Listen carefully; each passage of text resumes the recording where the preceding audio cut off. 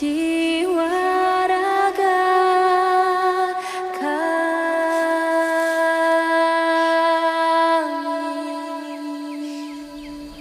Assalamualaikum warahmatullahi wabarakatuh. Selamat pagi dan tetap semangat Bapak Guru hebat seluruh Indonesia, calon guru penggerak angkatan 4. Pada kesempatan kali ini saya akan menyampaikan refleksi terbimbing presentasi kerangka filosofis Merdeka Belajar. Saya Zuliana Rohmani SPD, instansi dari SDN 3 Pancor Lombok Timur. Saya adalah calon guru penggerak angkatan 4 Lombok Timur, Nusa Tenggara Barat. Ada 4 pertanyaan pemantik akan menjadi panduan dalam refleksi terbimbing ini. Antara lain, yang pertama adalah apa pengetahuan dan pengalaman baru yang saya dapat setelah mempelajari secara mendalam pemikiran Ki Hajar Dewantara. Yang kedua, apa kekuatan saya dalam menerapkan pengetahuan dan pengalaman baru ini. Dan selanjutnya, yang ketiga, yaitu apa hal-hal yang perlu saya ubah dari diri saya agar dapat menerapkan pengetahuan dan pengalaman baru ini. Dan yang terakhir, pertanyaan yang keempat, yaitu apa perubahan konkret yang akan saya lakukan setelah memahami pemikiran Ki Hajar Dewantara ini. Baik teman-teman guru semuanya di seluruh Indonesia, semoga kita tetap semangat. Saya mulai dari pertanyaan yang pertama, di mana apa pengetahuan dan pengalaman baru yang saya dapatkan setelah mempelajari secara mendalam pemikiran Ki Hajar Dewantara. Yang pertama, menuntun kodrat anak sesuai dengan kodrat alam dan kodrat zaman. Kemudian pengetahuan baru atau pengalaman baru yang saya dapatkan ini adalah mendorong tumbuh kembang anak secara holistik, aktif dan proaktif. Selanjutnya, saya mendapatkan pemahaman baru bahwa pendidikan berpihak pada anak atau student center. Kemudian dalam hal ini saya juga mendapatkan pengalaman baru bahwa pendidikan itu adalah tempat persemaian benih-benih kebudayaan. Selanjutnya, hal baru atau pengalaman baru yang saya dapatkan setelah mempelajari pemahaman Ki Hajar Dewantara ini adalah di mana tujuan pendidikan itu adalah menuntun kodrat anak. Dan selanjutnya, peran pendidik ternyata adalah sebagai petani dan anak-anak atau peserta didik itu adalah benih yang siap untuk ditanam dan dirawat sebaik mungkin.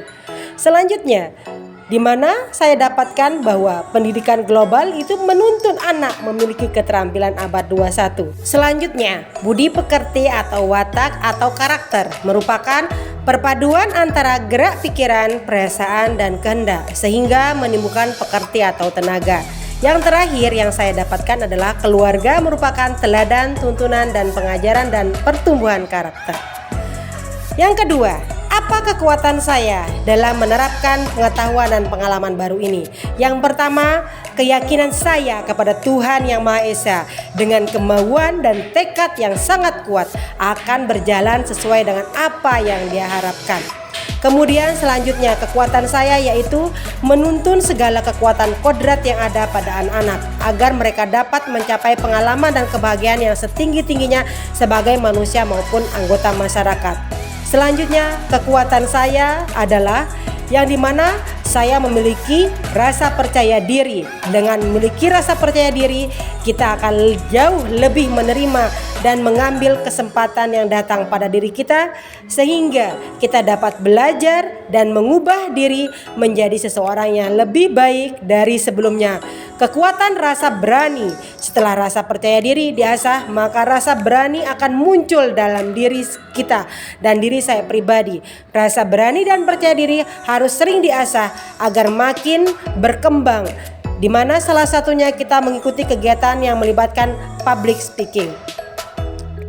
Pertanyaan yang ketiga, apa hal-hal yang perlu saya ubah dari diri saya agar dapat menerapkan pengetahuan dan pengalaman baru ini? Yang pertama, berpusat pada peserta didik. Sebagai seorang pendidik, kita harus mengetahui kebutuhan peserta didik kita. Setiap anak memiliki karakter yang berbeda-beda. Seorang pendidik harus mengutamakan fungsi sebagai model dan sosok figur keteladanan, bukan mengutamakan seorang pengajar. Kodrat alam, di mana dulunya saya memberikan tugas kepada peserta didik saya di luar kapasitas mereka, di luar kodrat mereka. Namun sekarang saya ingin menggunakan kodrat alam mereka.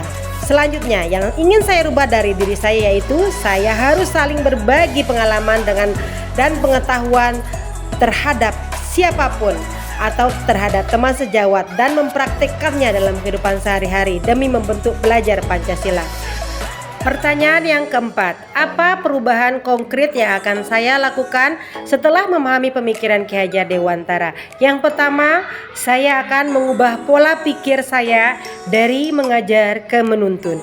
Dan yang kedua, memahami karakter peserta didik saya sesuai dengan kodrat alam yang mereka miliki. Dan yang ketiga, memotivasi peserta didik dalam belajar. Dan yang keempat, mengajak peserta didik saya untuk melestarikan budaya-budaya lokal yang ada di daerah kami, di mana daerah kami adalah daerah Lombok Timur. Selanjutnya yang akan saya rubah atau perubahan konkret yang akan saya lakukan yaitu mengubah pola pikir saya dari mengajar ke arah menuntun. Kemudian memahami setiap karakteristik peserta didik saya agar lebih mudah dalam menuntun mereka sesuai dengan kodrat alam dan kodrat zaman. Ada sebuah kalimat mengatakan bahwa we cannot change anything if we cannot change our thinking. Kita tidak akan bisa merubah sesuatu itu jika kita tidak mulai dari merubah pola pikir kita. Maka dari itu teman-teman guru hebat seluruh Indonesia, mari kita mulai dari diri kita merubah pola pikir kita sehingga nantinya kita bisa menuntun peserta didik kita untuk menjadi profil pelajar Pancasila dan mewujudkan merdeka belajar. Sekian dari saya, terima kasih. Wassalamualaikum warahmatullahi wabarakatuh.